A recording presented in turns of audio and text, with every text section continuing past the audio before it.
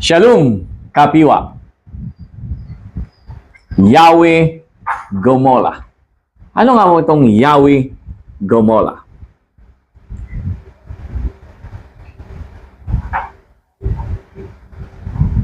Ang Yahweh Gomola ay isang pangalan ng Diyos sa Biblia. Nangangahulugan din ito ng hukbo o sandata o Panginoon. Ano naman ang mga turo patungkol dito? Una, ang kapangyarihan ng Diyos. Nagpapakita ito na ang kapangyarihan ng Diyos. Ang pangalang Yahweh Gomola ay nagpapakita ng kapangyarihan ng Diyos sa lahat ng bagay, kabilang ang mga hukbo ng langit at lupa. Ganon din, pangalawa, ang pagiging Panginoon ng Diyos. Ang pangalang ito ay nagpapakita rin ng pagiging Panginoon ng Diyos sa lahat ng bagay, kabilang ang mga tao at mga pangyayari. At pangatlo, ang pagiging tagapangalaga ng Diyos. Ang pangalang Yahweh Gomola ay nagpapakita rin ng pagiging tagapangalaga ng Diyos sa kanyang bayan at sa taong sumasampalataya sa kanya. Ano naman ang mga aplikasyon sa pangalang Yahweh Gomola? Ang pagkilala sa kapangyarihan ng Diyos. Patuloy na kilalanin ang kapangyarihan ng Diyos sa lahat ng bagay at patuloy na magpakumbaba sa kanyang harapan. Pangalawa, ang pagtitiwala sa pagiging Panginoon ng Diyos. Tiwala sa pagiging Panginoon ng Diyos sa lahat ng bagay at patuloy na magpakumbaba sa harap niya. Then finally, ang pagiging tagapangalaga ng Diyos.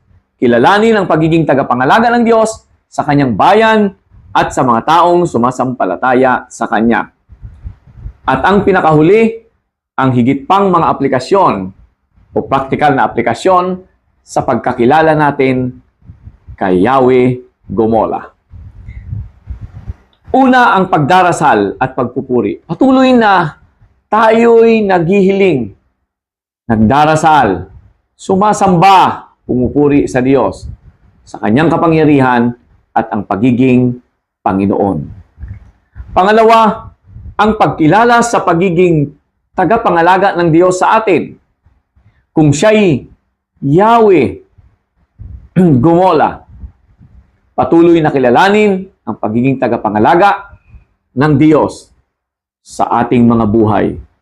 Sumampalataya at ipagkatiwala ang ating buhay sa Kanya. Then finally, pangatlo, ang pagiging masigasig sa paglilingkod sa Diyos. Maging masigasig sa paglilingkod sa Kanya. Huwag nang patumpik-tumpik, huwag nang padala-dalawa ang isip, bagkos lubusan, nakapokus kay Yahweh Gomola na siyang kinikilalang Panginoon ng hukbo o ng sandata. Ang kanyang kapangyarihan at pagiging Panginoon. Ang aking dalangin sa ating lahat na nakakarinig ng tinig na ito, mga kapiwa, lubusan nating ipagtagubilin ang ating buhay, iasa sa Kanya, at manatili sa Kanyang salita.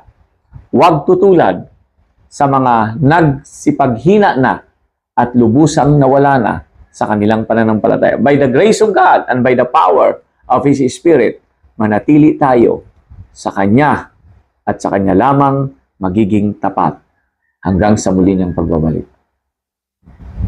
Kumusta ka, Kapiwa? Ang buhay na pinagpapala ay buhay na nagpapala.